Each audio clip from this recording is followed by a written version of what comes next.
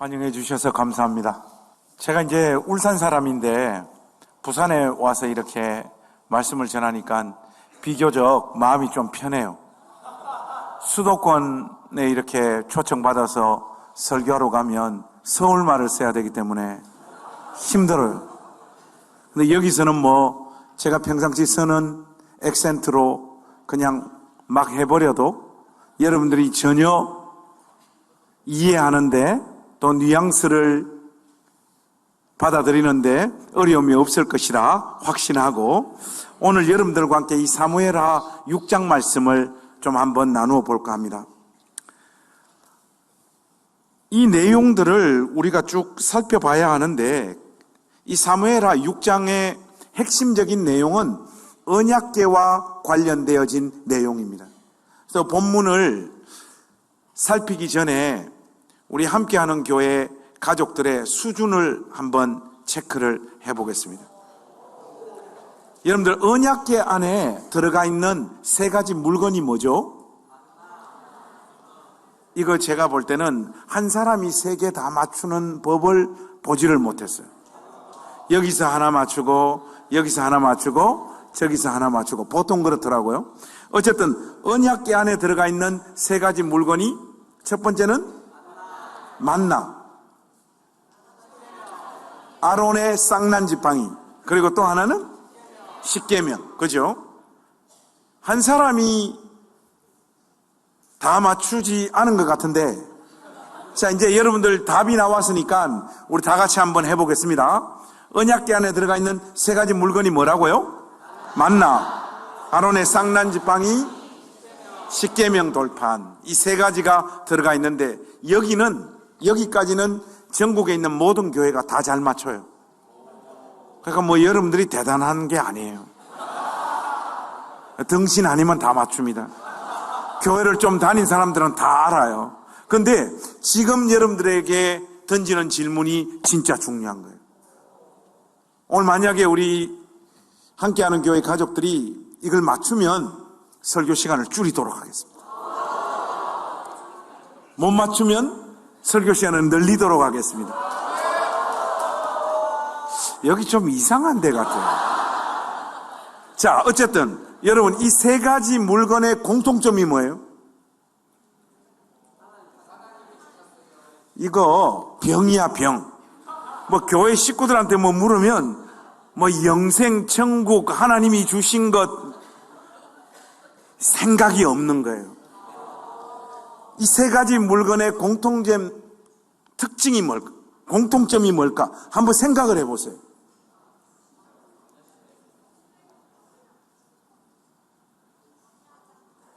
광야를 지날 때 하나님께서 주신 거?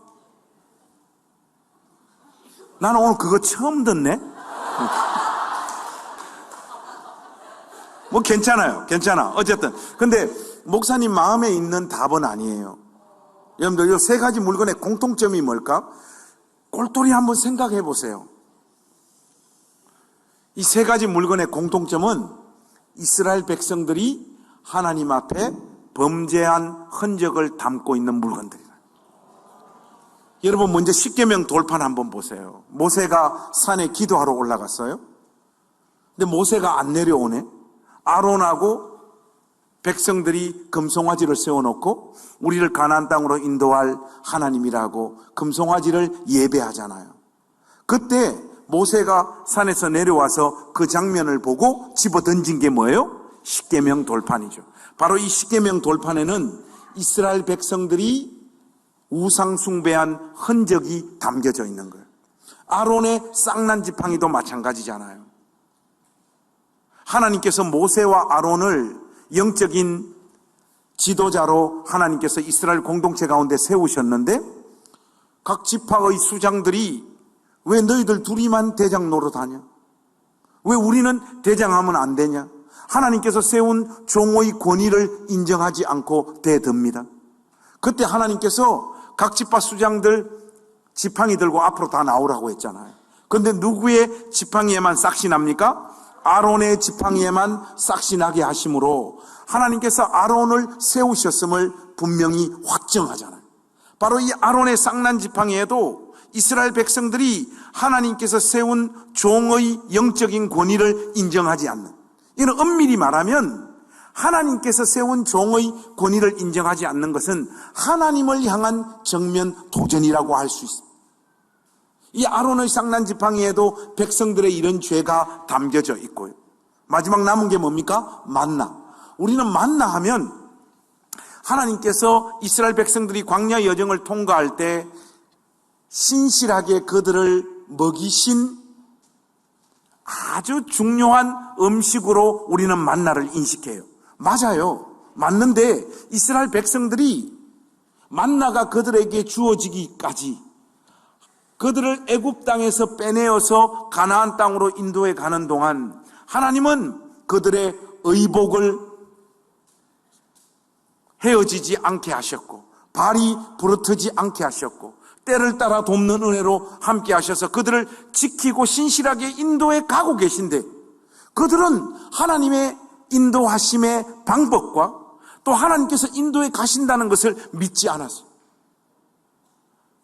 광야 여정을 지나면서 그들은 얼마나 많은 불평과 원망들을 하나님 앞에 쏟아부었습니까? 요즘 우리 식대로 이야기하자면 이럴 거예요. 우리가 애굽에 있으면서 피자도 먹고 치킨도 먹고 잘하고 있는데 뭐하러 우리를 광야로 빼내가지고 이 죽을 고생을 하고 우리가 그토록 좋아하는 치킨, 피자, 스타벅스, 파스타 이런 거 하나도 못 먹게 하십니까? 하나님께서 그들을 인도하시는 방식에 대해서 그들은 투덜거리고 원망했어요. 그때 하나님께서 이스라엘 백성들에게 쏟아부으신 게 뭡니까? 만나예요.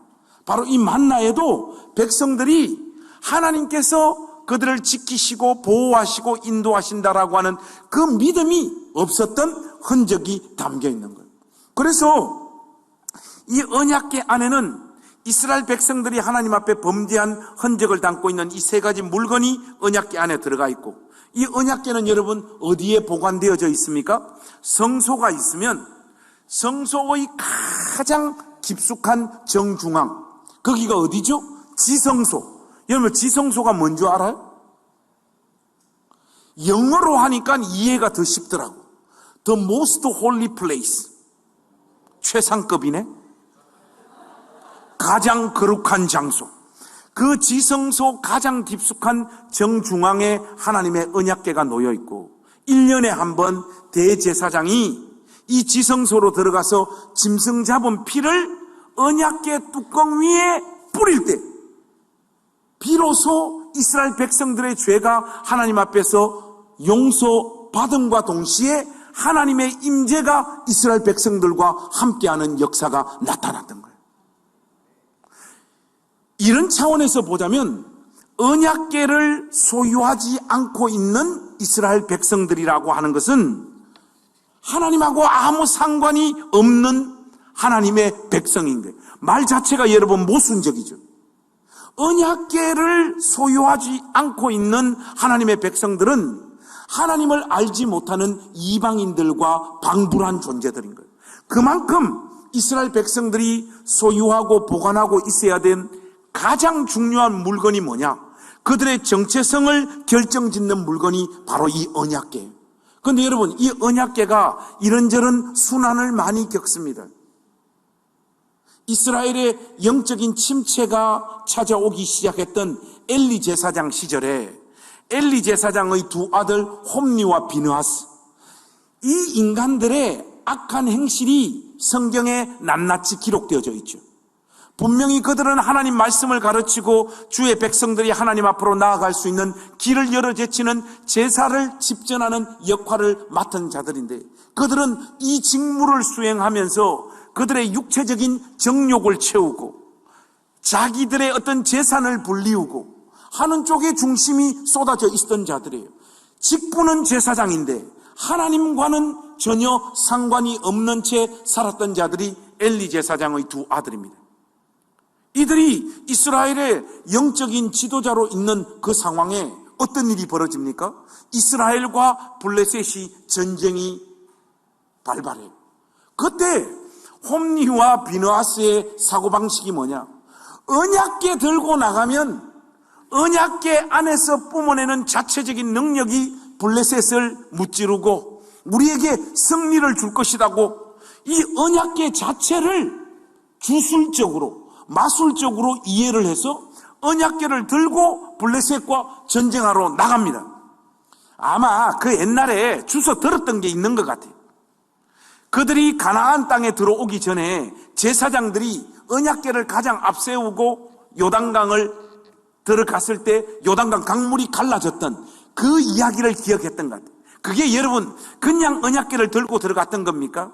하나님 사랑하고 하나님 경외하고 하나님께서 일하실 것을 기대하는 그 주를 사랑하는 신뢰하는 마음 가운데 언약궤를 들고 들어갔을 때 요단강이 갈라졌던 것이, 이 중심 자체가 벌써 어그러지고 패역한 상태에서 언약궤 들고 나가면 전쟁에서 이길 것이라고 생각하는 이 나이브한 사고방식. 홈리와 비나스는 언약궤 들고 전쟁에 나갔다가 어떤 일이 벌어집니까? 하루아침에 하나님의 백성들이 35,000명 그 자리에서 전쟁하다가 죽게 되고, 그거보다 더 심각한 일은 뭡니까? 하나님의 언약궤가 블레셋에게 빼앗겨버리는 이런 황당한 일이 벌어지게 된 거예요. 이스라엘 백성들 안에 더 이상 하나님의 언약궤가 존재하지 않는 일이 벌어지게 된 거예요. 고대 사회의 전쟁은 신과 신들의 전쟁이라고 하는 의식이 강했기 때문에 블레셋은 이스라엘로부터 언약궤를 빼들어 왔을 때 우리가 섬기는 다곤신이 이스라엘이 섬기는 여호와를 짓밟고 꺾고 우리 다곤신이 여호와를 이겼다라고 하는 그 자신감을 가지기 시작을 한 거예요. 그리고 그들은 이스라엘 진영에서 빼들었던 그 언약궤를 가지고 가서 그들이 섬겼던 다곤신당의 언약궤를 조롱하듯이 던져 방치를 해버립니다. 그리고 잠을 자요. 그런데 그 다음날 일어나 보니까 언약궤 안에서 뿜어져 나오는 하나님의 능력이 다곤신당을 다 박살내버립니다. 그것뿐만 아니라 역병으로 하나님께서 본격적으로 블레셋을 두들겨 패는데 이 블레셋 진영에서 놀라기 시작을 하는 거예요. 그러면서 그들은 회의 끝에 어떤 결정을 내립니까? 이 언약궤 이스라엘 땅으로 빨리 다시 되돌려 보내야 되겠다. 그렇게 마음을 먹고 새 수레를 하나 마련해가지고 그 위에 하나님의 언약궤를 얹어가지고 이스라엘 쪽으로 되돌려 보냅니다. 그리고 그 소가 언약궤를 싣고 블레셋에서 이스라엘로 언약궤를 가지고 돌아와요.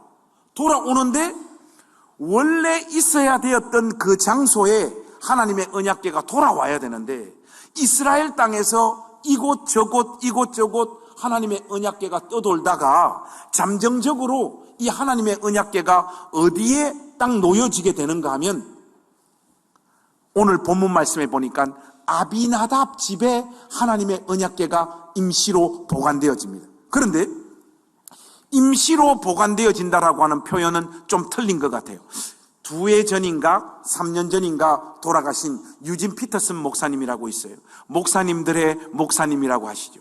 그 유진 피터슨 목사님의 사무엘 상하 강해를 제가 강해집을 읽어보니까 유진 피터슨이 아비나답 집에 하나님의 언약궤가 머물러 있었던 기간을 약 20년 정도로 보시더라고요. 그 제가 성경을 이곳저곳을 찾고 성경 주석을 찾아서 확인해 본 결과 20년이라고 하는 수는 최소치입니다. 최소치. 적어도 20년이지 20년보다 훨씬 더 긴 시간 동안 하나님의 언약궤가 아비나답 집에 보관되어져 있는 거예요. 이 상황에 다윗이 이스라엘의 왕으로 등극합니다. 이스라엘의 왕이 된 다윗이 제일 먼저 하는 일이 여러분 뭔지 압니까? 하나님의 언약궤 어디 있냐? 이걸 찾기 시작을 합니다. 수소문 끝에 확인해 보니까 하나님의 언약궤가 뺑글뺑글 돌다가 아비나답 집에 20년 넘는 세월 동안 보관되어져 있다는 것을 다윗은 알게 되고 다윗은 국가적인 프로젝트로 이 일을 추진을 해요. 제사장, 선지자, 50부장, 100부장, 나라의 정치, 종교 지도자들을 전부 다 불러 모아서 이 하나님의 언약궤를 원래 있었던 예루살렘 성으로 다시 가지고 오자고 결의를 해요. 그리고 국가적인 프로젝트로 아비나답 집에 있는 하나님의 언약궤를 예루살렘 성으로 옮겨오는 일을 추진을 합니다. 그런데 여러분, 오늘 본문 말씀 1절 한번 보세요. 다윗이 이스라엘에서 뽑은 무리 몇만 명요? 3만 명. 여러분, 언약궤는 있잖아요. 영어로 하자면 카비넌트 박스인데 한 요만한 상자예요. 한번 생각을 해보세요. 요만한 상자를 옮기는데 3만 명이 필요합니까? 안 필요합니까? 그러면 이 3만 명은 어떤 인원입니까? 드디어 하나님의 언약궤가 원래 있었던 자리로 돌아와서 하나님의 임재와 영광이 다시금 이스라엘 가운데 함께 하신다라고 하는 그 사실을 경축하기 위해 길가에, 언약궤가 돌아오는 그 길가에 사람들이 쫙 깔려가지고 이 날을 경축하기 위해서 동원되어진 사람들의 수가 약 3만 명인 거예요. 그리고 이날 분위기를 또 한번 보십시다. 5절 말씀 우리 소리내서 한번 읽어보십시다. 시작. 다윗과 이스라엘 온 족속은 잣나무로 만든 여러 가지 악기와 수궁과 비파와 소고와 양금과 재금으로 여호와 앞에서 연주하더라. 이스라엘 백성들이 동원할 수 있는 모든 악기들을 총동원해가지고 악기들을 전부 다 불러 제치고 연도에는 3만 명이나 되는 사람들이 나와서 하나님의 언약궤가 드디어 우리 곁으로 돌아온다 경축하는 이런 분위기입니다. 이런 분위기에 하나님의 언약궤를 옮기는 이 실무를 누가 감당하는가 하면 아비나답 집에 두 아들이 있어요. 두 아들의 이름이 오늘 본문 말씀을 보니까 우사와 아요입니다. 우사와 아요가 하나님의 언약궤를 어거하면서 예루살렘 성으로 옮기는 일을 감당을 해요. 보니까 세수레를 준비해가지고 소하고 연결을 합니다. 그리고 그 세수레 위에 하나님의 언약궤를 놓고 앞에서는 아요가, 뒤에서는 우사가 그 하나님의 언약궤를 몰면서 예루살렘 성으로 쫙 가는 거예요. 그 연도에는 3만 명이나 되는 사람들이 나와서 박수치고 경축하고 드디어 하나님의 언약궤가 돌아온다 하고 막 악기가 연주되어져 있는 이런 분위기, 여러분 딱 머릿속에 좀 떠오르죠? 떠오르는데 이 하나님의 궤가 잘 이동하다가 어떤 일이 벌어지는가 하니까 소가 갑자기 뛰었다라고 성경이 말하고 있어요. 여러분, 소가 왜 갑자기 뛰었을까? 영어로 하자면 between the line이라고. 여러분, 행간을 우리가 좀 잘 읽어야 되는데 세수레를 이끌었던 소가 잘 가다가 왜 갑자기 펄쩍 뛰었을까요? 목사님이 곰곰이 생각을 해보니까 놀랬던 것 같아요. 연도에는 3만 명이 고래고래 소리 지르지. 그리고 이스라엘 백성들은 동원할 수 있는 모든 악기들을 총동원해가지고 막 불러 제치지 하니까 소가 가다가 놀랬던 것 같아요. 그 소가 벌쩍 뛰니까 어떤 일이 벌어집니까? 세수레에 담겨 있었던 하나님의 언약궤가 지금 그림 언어로 조금 그 이미지를 우리가 상상을 해보면 언약궤에 담겨 있었던 세수레에 담겨 있었던 언약궤가 뭐 이렇게 약간 흔들리거나 아니면 공중으로 떠오르면서 땅에 떨어지려고 하고 그러면서 하나님의 언약궤가 땅바닥에 떨어져서 깨질 수 있는 상황이었던 것 같아요. 그때 언약궤를 몰고 갔던 우사와 아요 중에 우사가 하나님의 언약궤가 흔들리고 땅에 떨어지려고 하니까 손을 딱 뻗어가지고 하나님의 언약궤를 보호합니다. 보호해야 돼요? 안 해야 돼요? 근데 왜 여러분들 꼴쳐 보세요? 자, 여러분들에게 제가 다시 한번 분명히 묻겠습니다. 여러분들이 우사라고 생각을 하세요. 우사라고.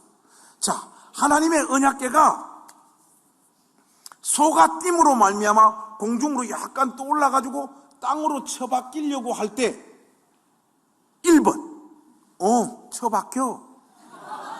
가만 지켜본다. 1번. 하나님의 언약궤가 땅에 떨어져가지고 깨지다니 이거는 있을 수 없는 일이야. 손을 뻗어서 그 언약궤를 나도 붙잡고 보호하겠다. 2번.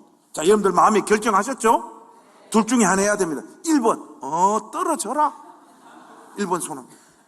나는 그냥 가만 지켜보겠다. 1번. 목사님, 저도 우사처럼 손을 뻗어가지고 언약궤를 붙잡고 보호할 것 같습니다. 2번. 여러분들은 다 죽었어. 자, 말씀을 보십시다. 자, 여러분 7절 말씀, 우리 7절 8절 우리 한번 같이 읽겠습니다. 시작. 여호와 하나님이 우사가 잘못함으로 말미암아 진노하사 그를 그곳에서 치시니 그가 거기 하나님의 궤 곁에서 죽으니라. 여호와께서 우사를 치심으로 다윗이 분하여 그곳을 베레스 우사라 부르니 그 이름이 오늘까지 이르니라. 목사님도 신구약 성경을 꽤 많이 읽은 사람이거든요. 당연히 목사니까 성경 얼마나 열심히 읽었겠어요. 저 고등학교 때는 하루에 200장씩 읽었어요. 요즘은 그렇게 안 읽습니다. 옛날에는 그렇게 읽었다. 옛날에. 그런데 신구약 성경 중에 성경에 등장하는 수많은 사람들 중에 제일 억울하게 죽은 인간 한 명만 딱 꼽아보라 하면 100% 우사예요. 아니, 하나님의 언약궤가 땅에 떨어지는 거 보고 떨어지소? 그렇게 할 사람 누가 있어요? 당연히 하나님의 언약궤가 땅에 떨어져 깨지려고 하니까 이건 안 된다고 손을 뻗어서 언약궤를 붙잡았는데 하나님이 우사가 어떻게 했다고요? 잘못함으로 말미암아 진노하사 그를 그곳에서 치시니 그가 거기 하나님의 궤 곁에서 죽으니라. 도대체 왜 죽이냐고! 여러분에게도 목사님이 질문을 했지만은 여러분들도 당연히 언약궤를 붙잡는다 안 붙잡는다? 이건 여러분 상식이잖아요. 왜 하나님은 우사의 이 중심을, 이 복된 중심을 잊지 못하시고 우사가 잘못했다고 그 자리에서 쳐서 죽여버리냐고. 여기에 대한 답은 오늘 본문 말씀을 100번 집중해서 읽어도 그 답이 안 나와요. 여기에 대한 답은 어디에 나와 있느냐? 민수기 4장으로 한번 가봅시다. 여기에 보면 답이 나옵니다. 자, 여러분 민수기 4장 15절 한번 여러분들 펴보세요. 민수기, 여기에 보면 하나님께서 언약궤를 비롯한 성물을 다루는 방식에 대해서 모세를 통하여 이미 이스라엘 백성들에게 상세하게 말씀하고 계셔요. 자, 4장 15절 여러분들은 눈으로만 따라오세요. 진영을 떠날 때 아론과 그의 아들들이 성소와 성소의 모든 기구 덮는 일을 마치거든 첫 번째, 고앗 자손들이 와서 맬 것이니라. 여러분, 성물은 있잖아요. 언약궤를 포함한 성물은 다른 사람들이 만지면 안 돼. 제사장 중에서도 반드시 고앗 자손들만이 하나님의 성물을 다룰 수 있도록 하나님께서 딱 지목하신 거예요. 동시에 뭡니까? 언약궤는 세수레에 담아서 옮기면 된다 안 된다? 안 됩니다. 세수레에 담아서 하나님의 언약궤를 옮기는 것은 하나님을 알지 못하는 블레셋 족속이 하는 방법이고, 하나님의 백성들은 하나님께서 가르쳐 주신 방법대로 언약궤를 옮길 때는요, 언약궤는 카비넷 박스가 이렇게 있잖아요. 4개 모퉁이에 고리가 이렇게 있어요. 거기에 막대기를 착 꽂아가지고 4사람이 어깨에 메어서 하나님의 언약궤는 옮기도록 되어 있는 거예요. 그런데 지금 하나님의 백성들이 세수레에 하나님의 언약궤를 담아서 예루살렘 성으로 옮기려고 지금 하고 있단 말이죠.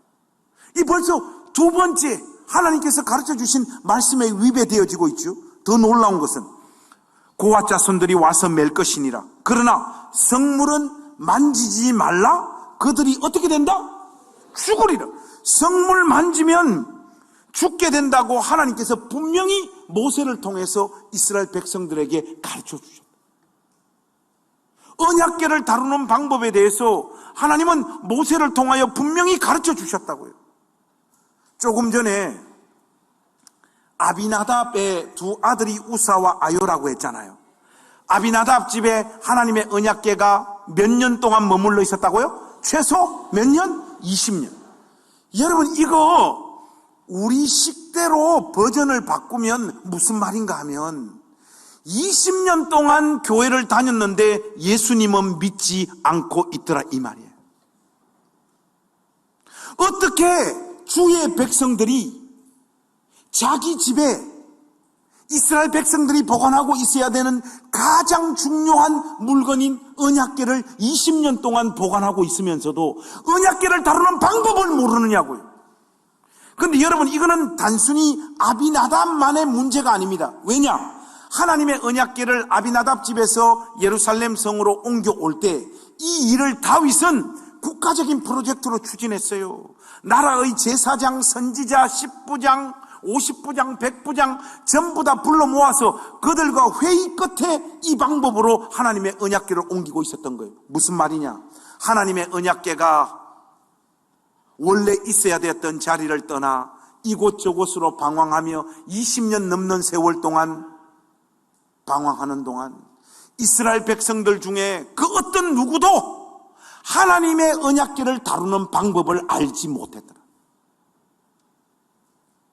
우리 시대에 교회들이 얼마나 많고 신자들이 얼마나 많습니까? 그러나 예배당 안에는 예수 믿는 신자는 별로 없어요.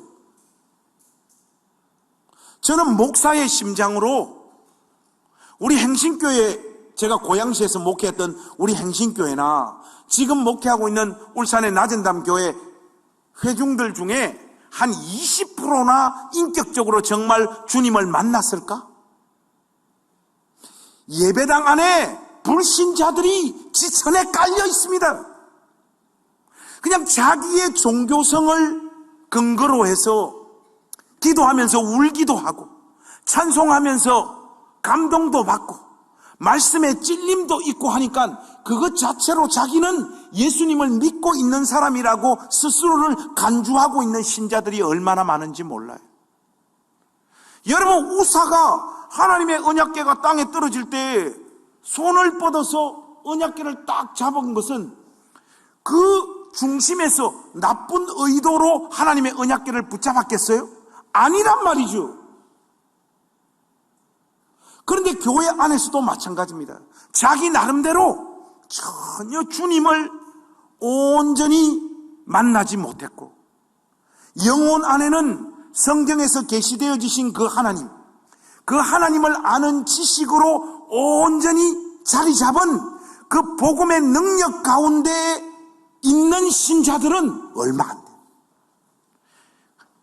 예배당 안에 대부분의 사람들이 모든 사람 안에 자리 잡고 있는 종교성을 쫓아서 자기 딴에는 진심으로 하나님을 믿고 있다라고 착각하고 있는 사람들로 예배당 절반 이상이 채워지고 있는 거예요.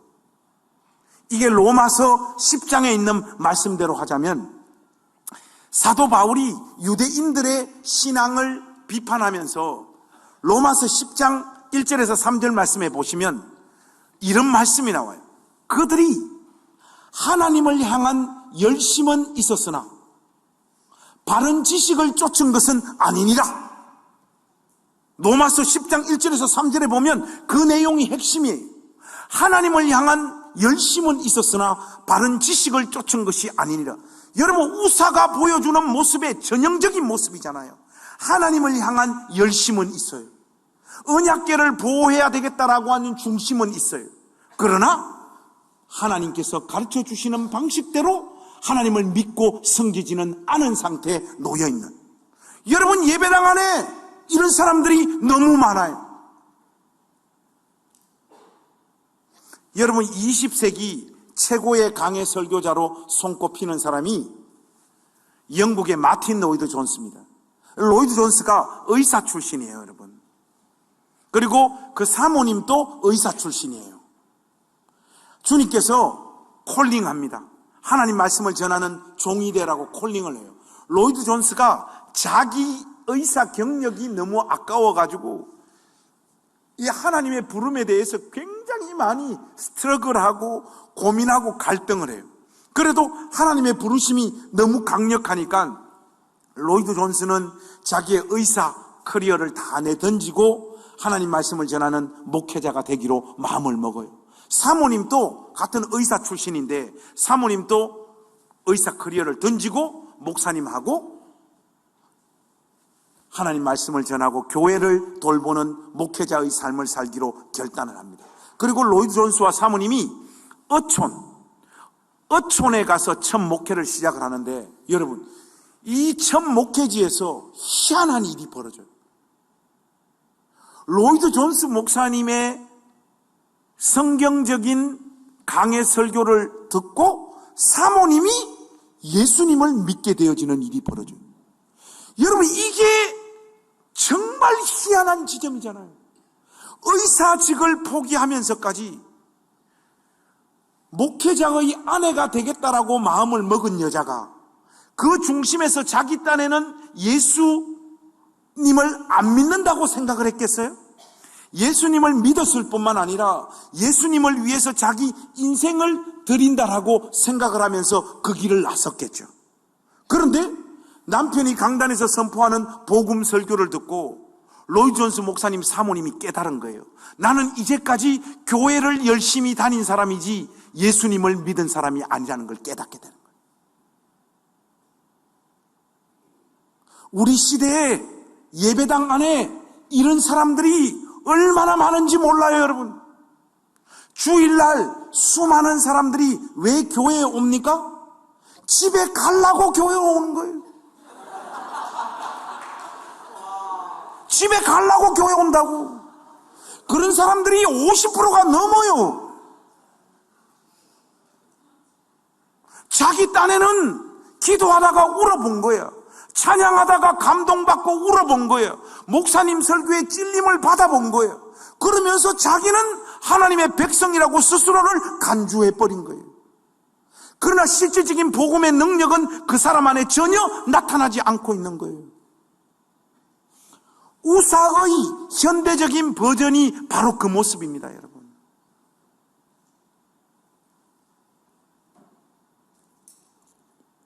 이 끔찍한 일이 벌어지고 난 다음에 어떻게 이 일이 마무리되어지는가 하면, 자, 여러분 10절과 11절 말씀 우리 한번 읽어보실까요? 얼마나 그 우사의 모습과 그 아비나답 집의 두 아들 우사와 아요의 모습과 10절과 11절의 모습이 대조되어지는지 우리가 한번 보겠습니다. 10절 11절 우리 한 목소리로 한번 읽어보겠습니다. 시작. 다윗이 여호와의 궤를 옮겨 다윗성 자기에게로 메어가기를 즐겨하지 아니하고 가드 사람 오베데돔의 집으로 메어간지라. 여호와의 궤가 가드 사람 오베데돔의 집에 석 달을 있었는데 여호와께서 오베데돔과 그의 온 집에 복을 주시니라. 여러분, 아비나답 집에는 하나님의 언약궤를 20년 넘게 보관하고 있다가 그 집 아들이 하나님을 아는 지식이 없어서 하나님의 언약궤를 붙잡았다가 죽는 자리에 처해버립니다. 그런데 11절 말씀해 보니까 이 오벳에돔의 집에는 하나님의 언약궤가 몇 달 머물러 있어요?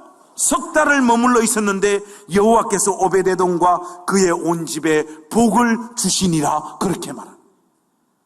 여러분, 이 메시지는 오늘 우리 함께하는 교회 가족들에게 강력한 도전을 던지는 이야기라고 저는 확신합니다. 저는 교회 안에서 누가 제일 한심한가 하면요, 목사님 우리 집 예수 믿은 지 벌써 4대째예요. 이런 인간 목 조르고 싶어요. 여러분, 4대 예수님 믿으면 뭐하냐고. 지금 쥐꼬라지가 개판이 돼.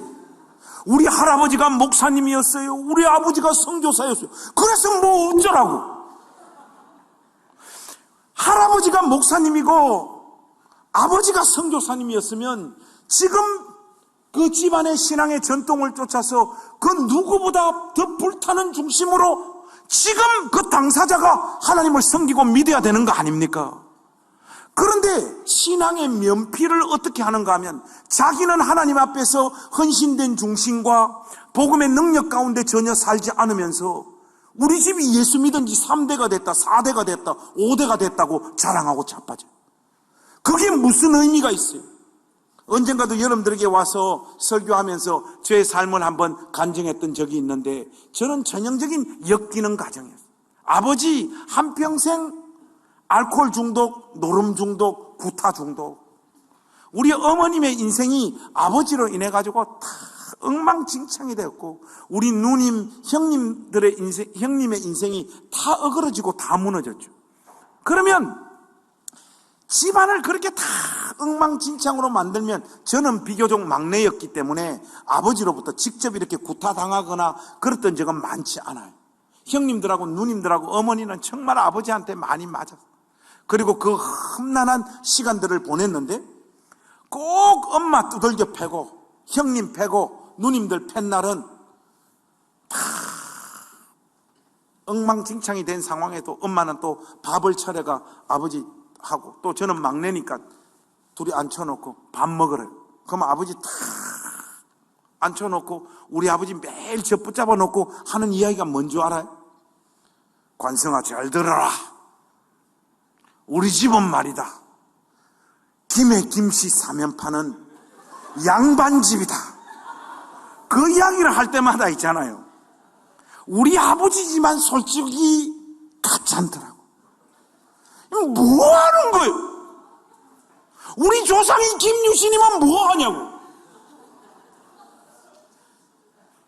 우리 할배 할매가 양반이면 뭐 하냐고. 지금 우리 아버지가 개판인데.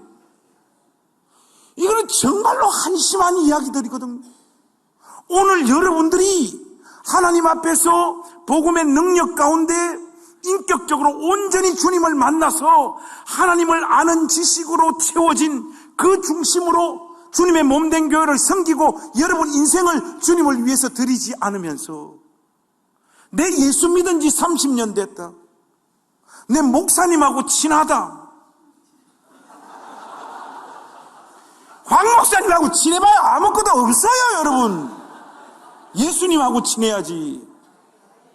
목사님 버리세요.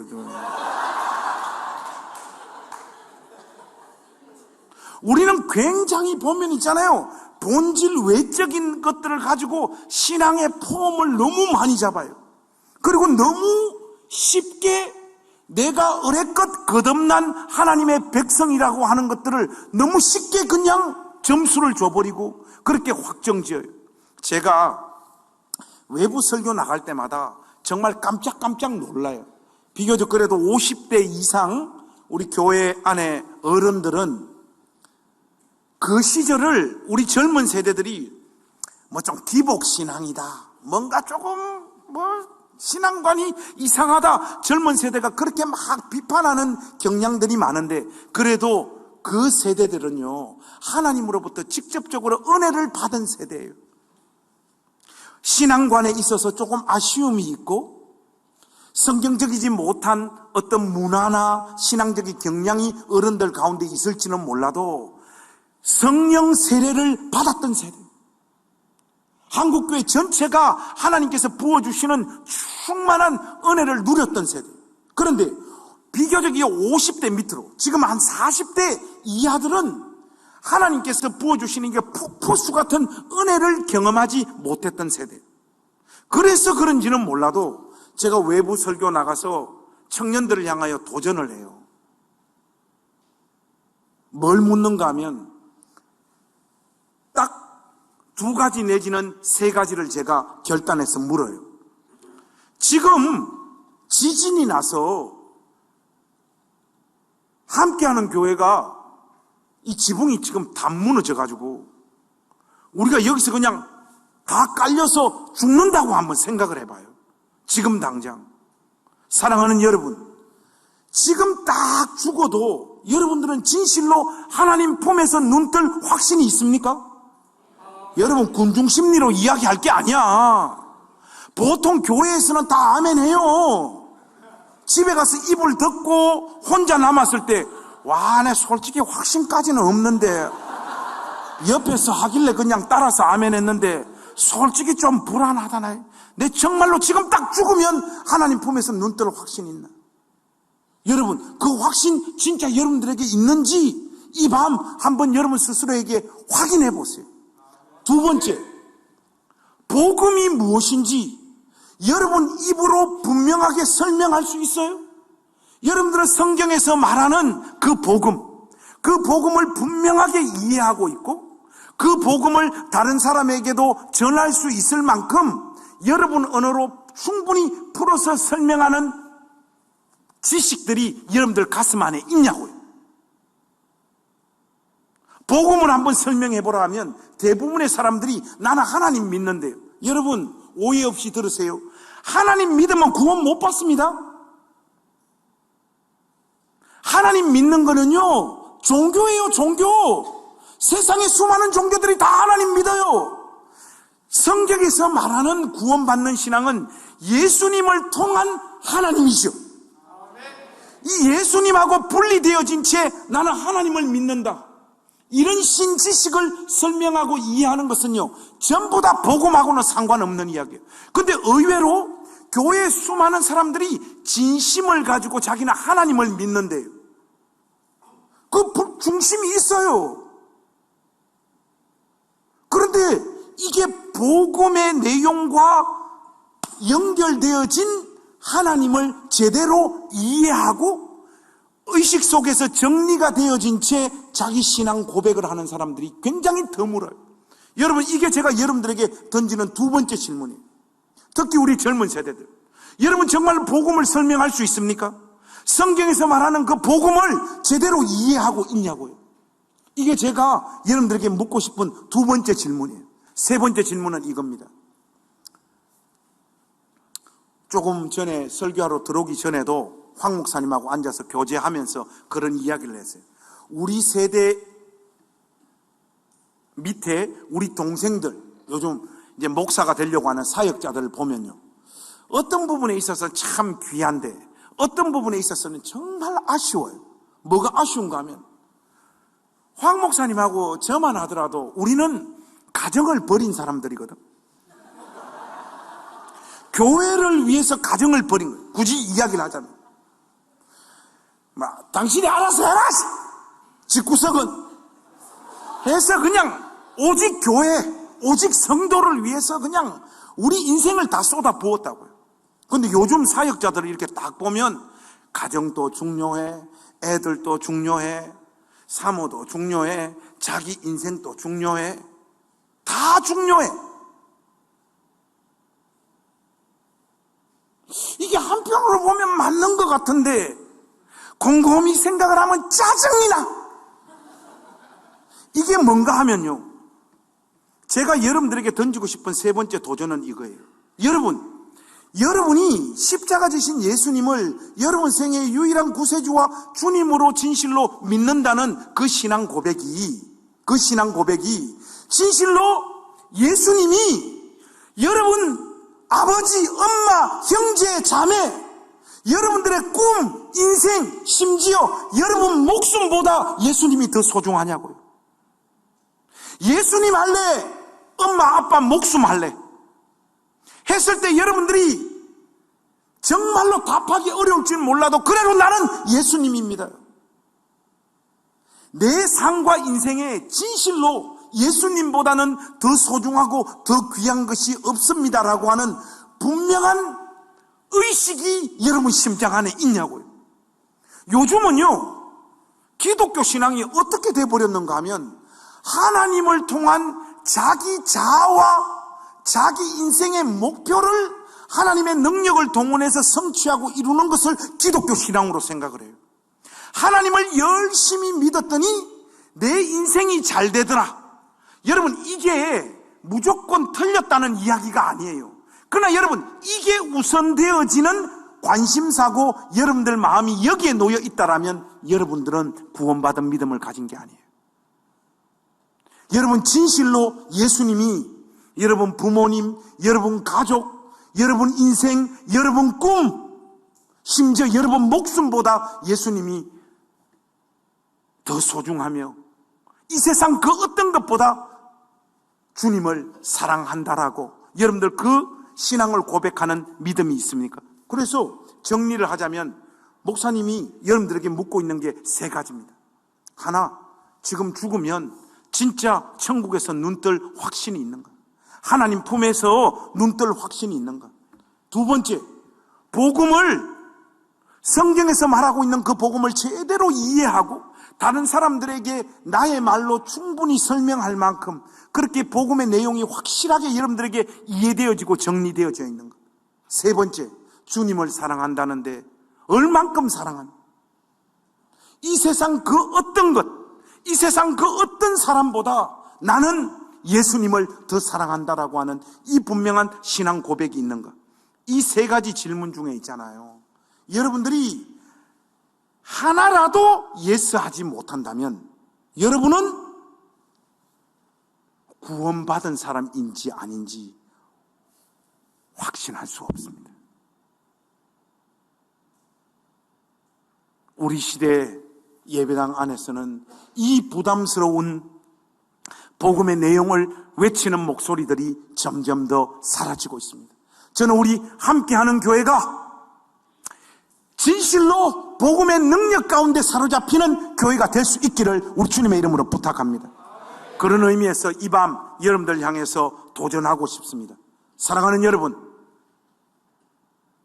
특히 젊은 세대, 이 밤 묻습니다.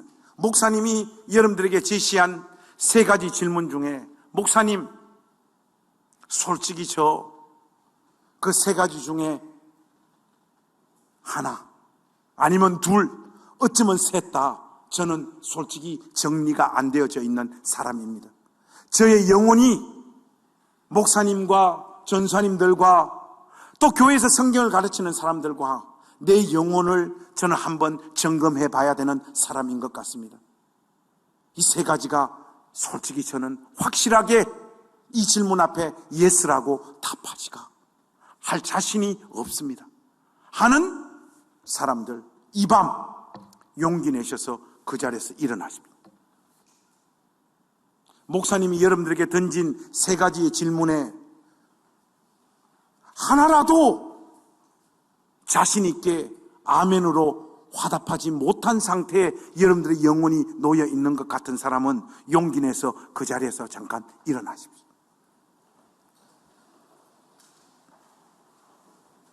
여러분, 이렇게 일어났다고 여러분들이 하나님을 안 믿거나 복음 안에 있지 않다는 게 아니에요. 저는 이 밤 어쩌면 우리가 하나님을 믿고 섬기고 있지만은 우사처럼 하나님을 믿고 섬기고 있는 사람인지 아닌지 우리 영혼을 한번 점검해 보자는 거예요, 여러분.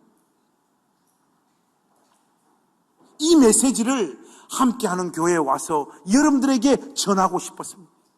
이 밤 우리 두 손 높이 들고 이런저런 기도 다 뒤로 하고, 하나님, 저는 하나님 앞에서 정말 어떤 사람입니까? 저를 긍휼히 여겨주시고 불쌍히 여겨주시고 하나님 은혜를 부어주셔서 복음이 무엇인지 성경에 게시되어진 그 하나님을 온전히 이해하고 내 전 인생이 그리스도보다 더 사랑하는 것이 내 삶과 내 인생에 없도록 그 은혜 저에게 주시옵소서. 예수님을 믿고 예수님을 만나고 예수님을 붙잡은 인생이라면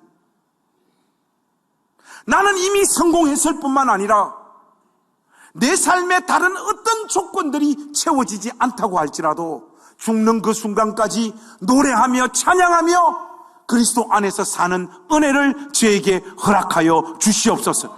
하나님, 저는 다른 은혜가 필요한 사람이 아니라 예수님을 온전히 이해하고 제대로 알고 만나는 사람 되어지기를 원합니다. 하나님, 그 은혜를 저에게 부어 주옵소서. 여러분들, 이 밤 기도 한 번으로 이 문제가 깨끗하게 다 해결되어진다고 생각하지는 않지만은 우리 중심을 다하여 우리 마음을 다하여 하나님 앞에 주여를 외치고 이 은혜를 우리 함께 구하는 밤이 되었으면 좋겠습니다. 구하고 간구할 때 하나님께서 이 밤 함께하는 교회, 특히 용기 내어 이 자리에서 일어난 여러분의 영혼을 쪼개며 하나님께서 은혜 주실 줄로 믿습니다. 여러분들 우리 두 손 높이 한번 들고 우리 주여 세 번 한번 외친 다음에 자기의 영혼을 하나님 앞에 딱 세우십시다. 나는 진실로 예수님을 믿고 있는 사람인가? 복음을 제대로 이해한 사람인가? 지금 죽으면 천국에서 눈뜰 확신이 있는 사람인가? 그게 없다면 하나님 이 은혜를 나에게 베풀어 주시옵소서.